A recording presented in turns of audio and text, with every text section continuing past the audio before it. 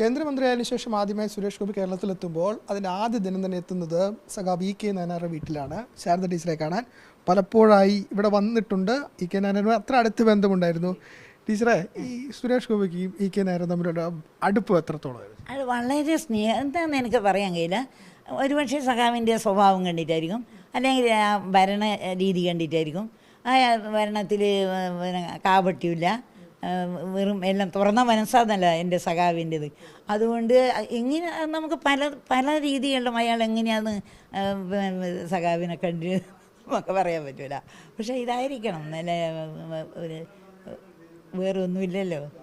പിന്നെ അതുകൊണ്ട് തന്നെ നല്ല തുറന്ന മനസ്സ്, തുറന്നിട്ടുള്ള സംഭാഷണം, പിന്നെ യാതൊരു മറ്റ് കൈക്കൂലിയോ കാര്യമോ അങ്ങനെ യാതൊന്നും വാങ്ങാത്തൊരു വ്യക്തിയാണ്. അത് എല്ലാവർക്കും അറിയുന്ന ഒരു കാര്യമാണത്. പിന്നെ സുരേഷ് ഗോപിക്ക് മാത്രമല്ല, എല്ലാവർക്കും അറിയുന്നൊരു കാര്യം തന്നെയാണ്. സുരേഷ് ഗോപിയോട് നല്ല സ്നേഹമായിരുന്നു. സുരേഷ് ഗോപി അച്ഛാന്നാണ് വിളിക്കുക. അതാണ് അച്ഛൻ. അച്ഛൻ എങ്ങനെയുണ്ട് അങ്ങനെ വിളിക്കുക. അച്ഛന് സുഖമാണോ, എന്നോട് ഫോൺ ചെയ്ത് വെച്ചത് അച്ഛന് സുഖമാണോ, ഞാൻ സുഖം തന്നെ.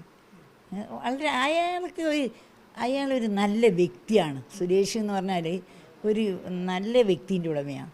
അതെനിക്കറിയാം. ഞാൻ അല്ലാണ്ട് അയാളെ വേറെ തരത്തിലൊന്നും എനിക്ക് അയാളെ അറിയില്ല. അയാളൊരു നല്ല വ്യക്തിൻ്റെ ഉടമയാണ്.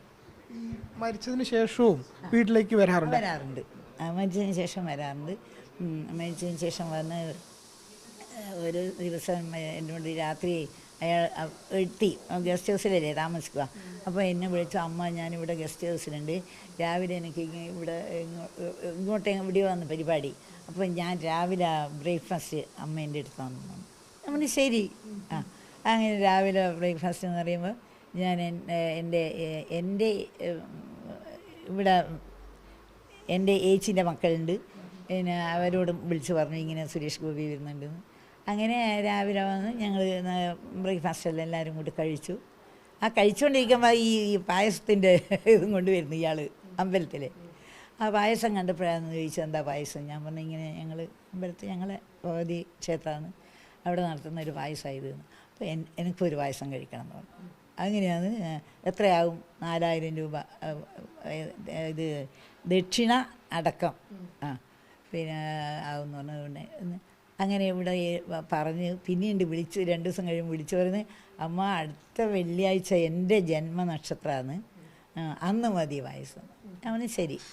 അങ്ങനെ കഴിച്ച് അയാൾ കാണുന്നില്ല. ഇവിടെ എല്ലാവരും ഒരുപടി ആൾ സുരേഷ് ഗോപിൻ്റെ ഇത് സാധാരണ ഞങ്ങൾ ഈ അമ്പലത്തിൽ ഈ ഒരു പായസം കാവട്ടളം പായസം എന്ന് പറഞ്ഞാൽ എല്ലാവരും വരും കുടിക്കാൻ വേണ്ടി ഗ്ലാസ് കൊടുത്ത്. അങ്ങനെ കൂടുതൽ ആളുകൾ വന്ന് സുരേഷ് ഗോപിയുടെ പായസമല്ലേ ആളുകൾ ഒരുപാടുണ്ടായിരുന്നു. ഞാൻ അമ്പലത്തിലൊന്നും പോകാറില്ല, എനിക്കിപ്പോൾ ഈ നടക്കാൻ കഴിയാത്തതുകൊണ്ട്. അങ്ങനെയല്ലാന്ന് അത്ര നല്ല ബന്ധമാണ്. ആ ഒരു ബന്ധമാണ് അത്. അമ്മ നീ വിളിക്കുള്ളൂ. അങ്ങനെ സഖാവിന് അച്ഛനെ പറയുള്ളൂ. ആ അച്ഛൻ എന്ന് പറയാൻ കാരണം എന്ന് വെച്ചാൽ ആ സഖാവിൻ്റെ ആ നിഷ്കളങ്കത, അതാണ് സഖാവിൻ്റെ നിഷ്കളങ്കത. അയാൾ പലതിലും കാണുന്നുണ്ടല്ലോ, പ്രസംഗത്തിലായാലും എഴുത്തിലായാലും. പിന്നെ വായനയാണല്ലോ സഖാവിന്. സമയം കിട്ടുമ്പം വായിക്കുകയല്ലേ ചെയ്യുക. എന്നോട് തന്നെ പല പ്രാവശ്യം പറഞ്ഞിട്ടുണ്ട്, ഞാൻ വായിക്കുമ്പോൾ ഞാൻ പറയും ഒരിക്കലെങ്കിലും അത് ഒരു വായനയില്ലാത്ത സമയം ഉണ്ടാവില്ലേ. വായനയിൽ ഞാൻ എന്നും വിദ്യാർത്ഥി ശാരദയെന്ന്. സുരേഷ് ഗോപിയും സഖാവും തമ്മിലുള്ള എന്തെങ്കിലും അനുഭവം ഓർമ്മയിലുണ്ടോ? അനുഭവം അവർ രണ്ടാളും കണ്ടാൽ നല്ല സംസാരിക്കും നല്ല രീതിയിൽ. അന്നേരം എന്നോട് ഞാൻ പല മുഖ്യമന്ത്രിമാരും ഇവിടെ ഉണ്ടായിട്ടുണ്ട്, പക്ഷേ ഞാൻ ഏത് മുഖ്യമന്ത്രിയായിട്ടും ഇത്ര അടുത്ത് പരിചയം ഉണ്ടായിട്ടില്ല. അത് പറയും. ഇപ്പോൾ സുരേഷ് ഗോപി ജയിച്ചിരിക്കുകയാണ്, MP ആയിരിക്കുകയാണ്. MP ഞാൻ അതൊന്നുമില്ല. ജയിച്ചു അത് അയാൾ MP ആവട്ടെ, അയാൾക്ക് എത്രയും സ്ഥാനം കിട്ടുമെന്ന് നമുക്ക് സന്തോഷമാണ്, അത്രയേ ഉള്ളൂ. സന്തോഷം. സഖാവിനോട് തോന്നിയ സ്നേഹം ഇനി എന്നോട് അതുപോലെ തന്നെ എന്നെ കൂടുതൽ അതിൻ്റെ ഇരട്ടിയായിട്ടാണ് സ്നേഹിക്കുന്നത്. അമ്മ എന്നെ എപ്പോഴും അമ്മ എന്നേ വിളിക്കുള്ളൂ. ഇപ്പോൾ MP ആയല്ലോ, അപ്പം നാടിന് വേണ്ടി എന്തൊക്കെ ചെയ്യണം എന്നൊരു ഉപദേശം വല്ലതും കൊടുക്കാനുണ്ട്? ഞാൻ ഒന്നും സുരേഷ് ഗോപിന് ഞാൻ വിളിച്ചില്ല. ഇവരെ എല്ലാം പോയപ്പോഴും പറഞ്ഞേ അമ്മയെ ഞാൻ ചെന്ന് കാണും, അമ്മ എന്നെ ഇങ്ങോട്ട് വിളിക്കുകയല്ല വേണ്ടി, ഞാൻ അമ്മയെ ചെന്ന് കാണും, അങ്ങനെയാണ് പറഞ്ഞത്.